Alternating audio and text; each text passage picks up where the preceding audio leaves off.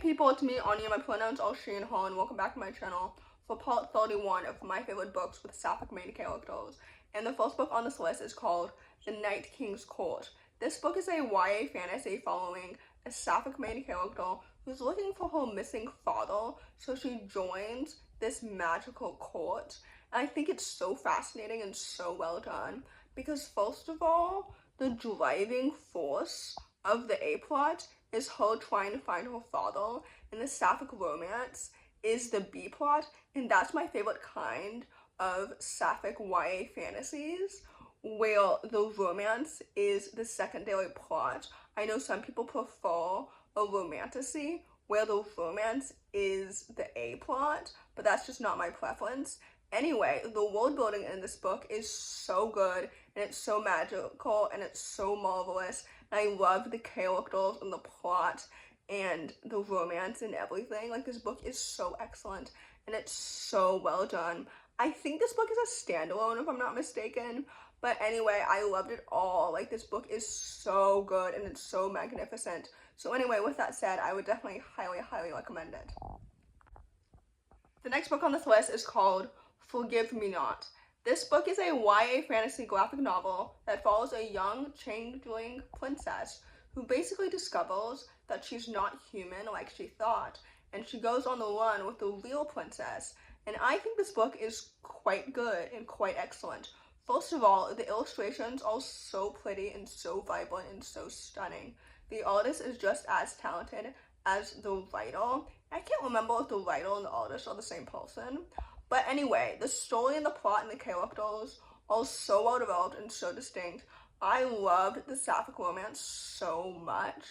Like, enemies to lovers typically is not my favorite trope, but in this book it really worked well because it also relied on the forced proximity trope as well. And this book is so cute and it's so well done. I really enjoyed every single second of the way. Like, I was hooked from the beginning to the end. I think this book is really, really good, and it's really awesome, and I keep saying that I need to make a new video about my favorite sapphic graphic novels, and when I do, this book will be in that list too. Anyway, all that to say, this book was really good, and with that said, I would definitely highly, highly recommend it. The next book on this list is called In Between Days. This book is a YA contemporary following a young black lesbian main character who discovers that her father has a secret boyfriend, only it's her deceased father's boyfriend. And I think this book is really interesting and it's super complex, and I loved the relationships she had with her own queerness and her own sexuality, as well with her deceased father and her mother and her new, father's boyfriend, whom she never met before because she was unaware that her father was even queer prior to her father's death.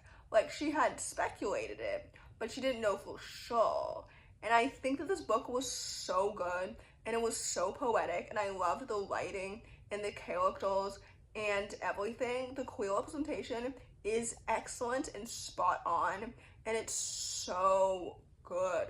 All of the different people in this book felt so authentic and so good, and I just really, really enjoyed every single second of it. And I loved the depiction of grief and the depiction of not knowing well the person who has died and realizing all these things about them that they kept secret from you and how that makes you feel and all the different emotions from that. Anyway, I think this book is really good and really awesome and super underrated. So with that said, I would definitely highly, highly recommend it. Next book on this list is called This Must Be the Place. This book is a YA contemporary following a young, queer, lesbian main character who inherits a struggling gay ball from her late great-uncle, whom, first of all, she was unaware was gay to begin with.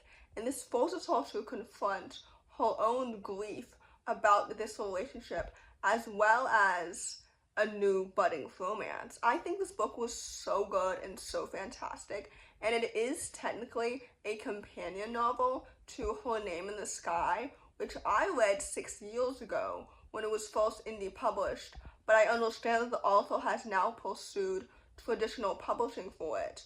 So I think now it's more widely accessible to everyone, so you should read that book too. But I think that both books can be read as standalones. So anyway, all that to say, this book was really good and really awesome. I loved it so much.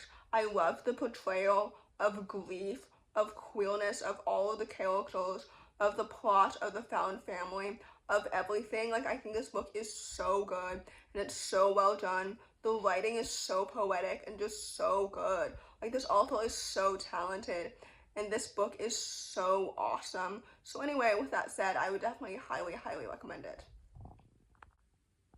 The next book on this list is called The Girl Next Door. This book is a YA contemporary following a young sapphic main character who agrees to fake date her ex's new girlfriend's ex, who's also her former best friend, to make their exes jealous, except that obviously this fake dating relationship becomes real. I think this book is so good and it's so well done. Fake dating is one of my favorite romantic tropes, if not my favorite, next to friends to lovers, because I love a romance that's easy to fall in love with, because like I fall in love with the idea of them being romantically connected before the characters realize that they're in love, which I love. So anyway, the sapphic romance in this book is so cute and it's so adorable and I love it dearly. Second of all, I love all of the characters too, and I also loved how the main character loves like horror films, and that hobby of hers was explained so well. And I love this book so much, and I think it's so excellent and so adorable and so well done. So anyway, with that said, I would definitely highly, highly recommend it. The next book on this list is called Devils Like Us. This book is a YA historical fantasy set in the 1840s, and it follows 3 queer main characters with supernatural ties, and basically they're on the run from a secret magical society, and they join a queer pilot found family group. I think this book is so excellent and it's so well done, and I recently read the sequel, so I think this entire duology is quite excellent. First of all, of the queer main characters, we have 2 sapphic main characters and 1 transgender main character, and I think that first of all, the transgender representation in the 1840s is so good and so excellent. Second of all, the sapphic romance in this duology is so good, and I love these characters individually, and I also love the found family of the pilots, and I love the plot and the world building and everything. Like, this book is so good and it's so excellent. The writing is so atmospheric. Like, this book series is so good and it deserves so much more hype. So anyway, with that said, I would definitely highly, highly recommend it. The next book on this list is called Marisol Acts the Part. This book is a YA contemporary retelling of Legally Blonde featuring a Puerto Rican bisexual main character. I think this book is so good and so excellent. The sapphic romance was paced and written so well, and their chemistry is so cute. And I also loved the character development, and I loved Marisol's relationship with both her parents and with the acting industry and everything. Like, this book is excellent and it's so well done. I had really low expectations prior to reading this book, to be completely honest, because I think I DNF'd the author's previous book, but I rated their first book 4 stars. So anyway, this book is excellent and it was really awesome and it exceeded my low expectations, which is really nice. Obviously, I love it when books do that. This book is so good and it's so awesome, and it's definitely one of my favorite queer YA contemporaries that I've read this year. So anyway, with that said, I would definitely highly, highly recommend it. The last book on this list, and definitely not the least, is called Maeve Mulvaney Has Had Enough. This book is a middle-aged contemporary following a young, plus-size bisexual main character who creates a new club at her new school to combat bullying, sexism, and body shaming. And I think this book is really good and really awesome because, first of all, I love stories that focus on social justice, especially in a middle-aged lens. Second of all, Maeve is such a relatable main character as someone who is often told when I was younger that I was too sensitive. And I think that I was immediately seen and heard by her. And I think that she's so cool and so well done. And I loved her new friends. And I also loved her relationship with her parents and her brother and everything. And I loved the characters and her friend group, and I love stories that really focus on activism and social justice and everything. This book is so good and it's so well done, and I love the plot and the writing and the characters and everything. This book is so excellent. So anyway, with that said, I would definitely highly recommend it. So in conclusion, I hope this video helps diversify your bookshelf.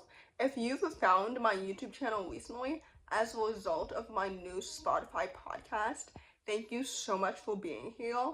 But I will say that the subjects that I'm talking about on my podcast are very different than what I'm talking about here, because I will say that my book reviews are more succinct and cohesive than whatever I choose to ramble about on my podcast. I currently only have 2 episodes up, I believe. I don't know. I keep alluding to the fact that I'm going out of town in a few days, and I'm not going to film any podcast episodes while I'm out of town. So I will reassess that when I get home. But when you're watching this, I've been home for a few weeks. So anyway, all that to say, if you enjoy this video, please don't hesitate to give it a big thumbs up. Comment down below the football emoji since the World Cup just ended. And thanks for watching. Subscribe to my channel if you're new. And I'll see you in my next video. Bye.